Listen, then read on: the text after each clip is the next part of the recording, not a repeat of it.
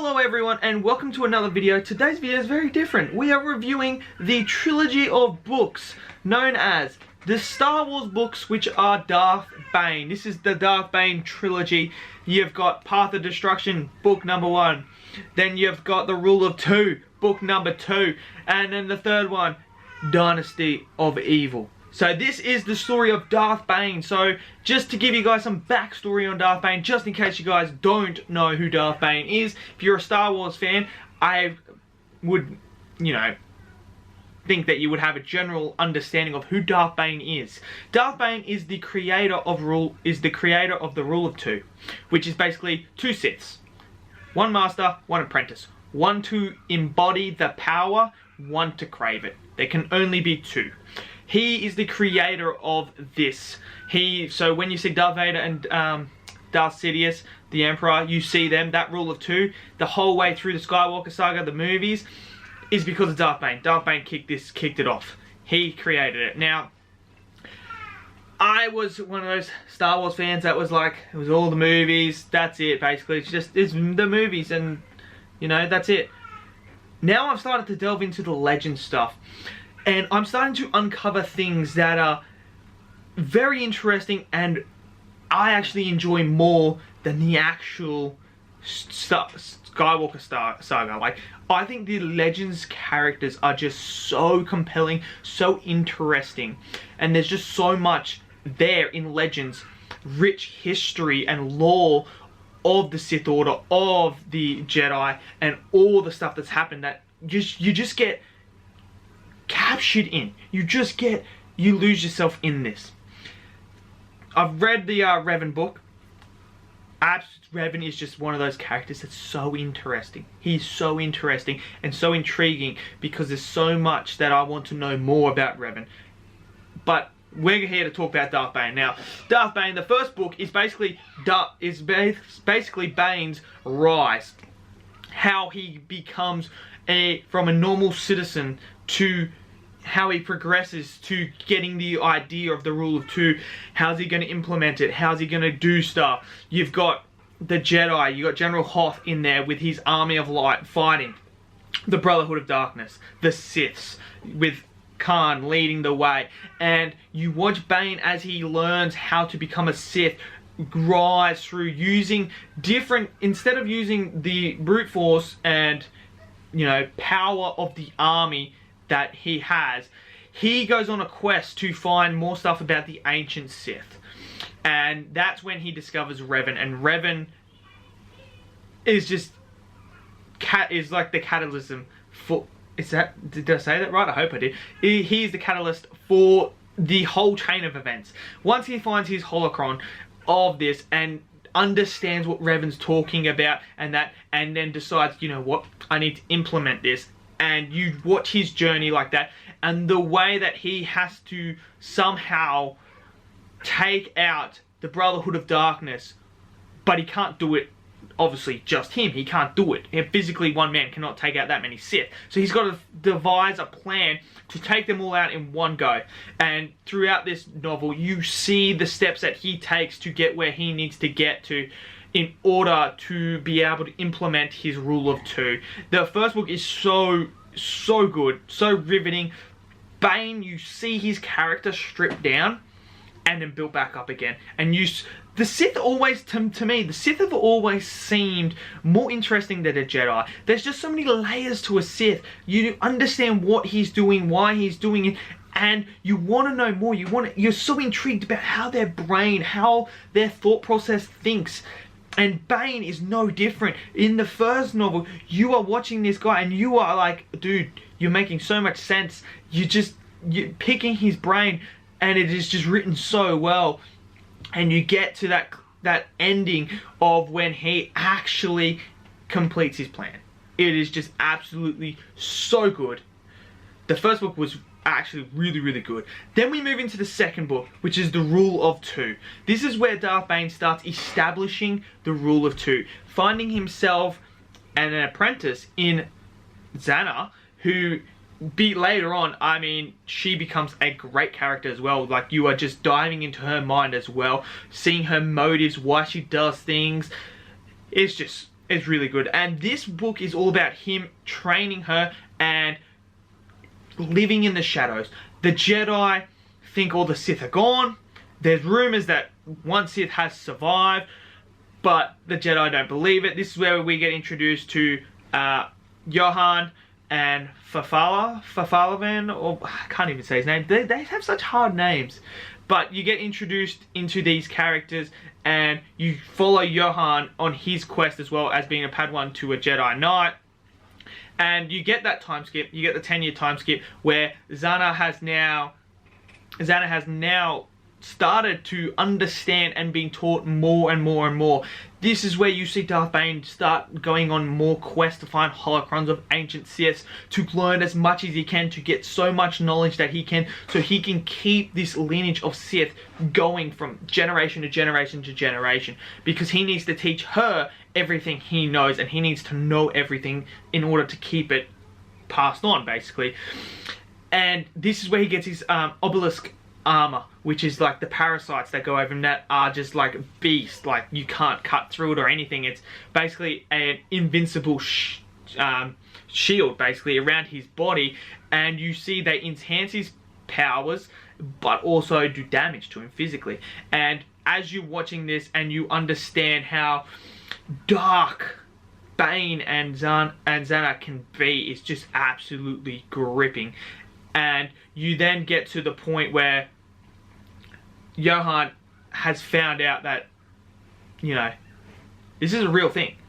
This is a real, like, the Sith are back. And then they get a group of Jedi. They get 5 Jedis to go and fight Bane and Zana. Bane is a freaking freak in this book. Like, if you listen to this book or read it, when you get to this battle, Bane is just unstoppable. He takes out 3 to 4 Jedi Masters and a Jedi Knight. Like, he's just absolutely just ripping fools apart, destroying them. Force lightning. I love it when he uses the Force lightning because it sounds so good when I'm listening to it, like how powerful it is. And you see how he just absolutely obliterates these guys. And then obviously he gets damaged or something. I'll leave that for you guys. He gets damaged, and then obviously the Jedi know that the Sith are around still, but then using sorcery, Sith sorcery, which is Xana's actual like special abilities that she has, she's able to trick the Jedi into thinking they just killed the last Sith, which then leads into the 3rd book, which is all about you get another time skip. This is all about Darth Bane knows his body cannot hold up. Once the obelisk are removed, his body is now aging. It's aged more because of them. So it's actually, he may be in like his 40s, 50s, but really his body is actually another 10, 20 years ahead of him.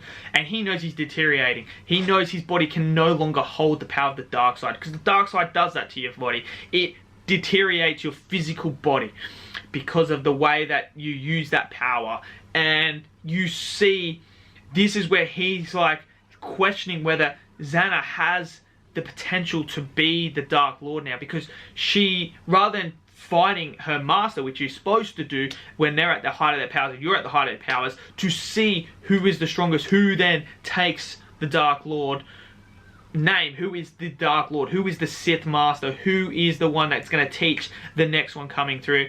Bane starts questioning whether she's got that ability to do it, because she feels like to him that she's waiting until he's basically decayed of old age, where he's nowhere near any abilities, and she's going to strike him when he's not at his strongest, when he's weak and old and fragile.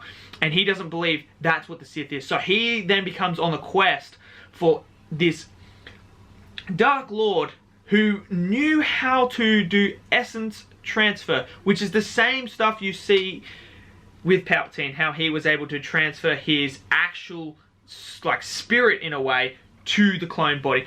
Bane is on the quest to find that. Meanwhile, Zana is then sent away to find out about this Jedi that died, and she runs into a Dark Jedi, which is pretty cool. We see the Dark Jedi in that, and she's now thinking, oh, wait a second. Is this, or is he trying to replace me? Like, things start going through your head, like, is Bane trying to replace me? Does he think I'm not worthy? Now I need to strike. You've got all that, and this is where we meet this assassin who is working for a princess whose father was killed and healed Bane first, twice, and then was killed, and she wants revenge of Bane, basically. And this whole, like, you've got this whole web going on of plot lines, which is so riveting, so interesting, and so intriguing. It is absolutely brilliant. It is so good. And this assassin, she can see the future, past, so on. She has those visions. She also knows, like, she's very dark side presence in her. She is very much wants to know the dark side and stuff. So you get this big, you know, epic, and I mean epic scene where Bane is absolutely just obliterating people and like that. He gets captured by the assassin who takes her to princess, and he's getting tortured and that, and he gets set free. Now, in this process, Xana has now absolutely just humiliated the Dark Jedi for fun, and she has brought him as an apprentice, because she's like, well, if I'm gonna kill this guy, I'm gonna kill my master, if I'm gonna kill Bane, I need an apprentice. This guy seems to be right, I can teach him that. And he's a bit of a, you know, pretty boy, like, I don't want to take orders or anything like that, but I'll play along just so I can get what I want. And so they go to the place where Bane has been held. Bane gets free. Xana is going to go confront him, and you get a fight between Xana and Bane, where Bane doesn't have a lightsaber, and this guy is just absolutely dodging everything. It's absolutely insane. I loved that scene as well. They both escape. The Dark Jedi, he almost gets absolutely murdered by this assassin, but he manages to cut a deal with it, and he flies off. Never to hear again. He has a holocron about the essence transferring that Bane had, that Bane already got all the information from. So, but he's gone. I don't know. There's a bit of a blurry period from when Bane and what's it called, Phantom Menace sort of thing, where I don't know. I have to try and dive in and find more information about what happens to Set Hearth. Interesting. Dark Jedi. I don't know. Could that be the lineage to the High Republic? Could the Dark Jedi be that sort of thing? I don't know. But back to the point. They leave. Obviously the assassin then pleads herself to Bane, because Bane comes out one hangar, and then obviously Xana's out of this other hangar where she parked her ship. He accepts her, and then they go to the planet where the princess's dad was killed, and basically, yeah, so Bane goes there, they kill her, and then Bane basically says, in order for your train to start, I need to take care of one thing. Sends a message to Xana. Xana comes down to the planet where they are, and this is where the final showdown happens. This is where the final battle of the third book of the Bane trilogy happens, and I tell you what, this fight, I want to see it on the big screen. This would be fucking absolutely epic on the you know, the big screen. It is so cool. It sounded awesome. Like, I could visualize it in my head. It was insane. And yeah, so I won't spoil the ending just in case some people haven't read it, but I tell you what, this trilogy, this Bane trilogy, I've never wanted a trilogy of movies before until now. This trilogy of Bane is so interesting. Bane as a character is just absolutely compelling. There's so much motive. There's so much to digest about Bane. That's why Bane is now, I have Bane as my second favourite character of all time in Star Wars, behind Revan, because he's just that sort of character that you want to know more. I just want to see him on the big screen. I want to see Bane on the big screen. I want to see this trilogy of books. This is the best trilogy of books I've ever read. This is just so good. To me, I would actually prefer this trilogy over any of the movie trilogies. To me, this Darth Bane trilogy book is just so good. I absolutely love it. I would recommend any Star Wars fans who haven't read the Darth Bane books, do yourselves a favour, read it, or listen to it on audio book or whatever. But you need to, trust me. Once you start delving into these legend stories, the Old Republic and stuff, absolutely brilliant. And yeah, I would highly recommend this to any Star Wars fan to watch this. I mean, otherwise, if you just want to read something, this is a good trilogy to read. So that's all I've got today. So thank you again. Give us a thumbs up if you like this video. Hit a subscribe if you want. And I'll see you guys in the next video.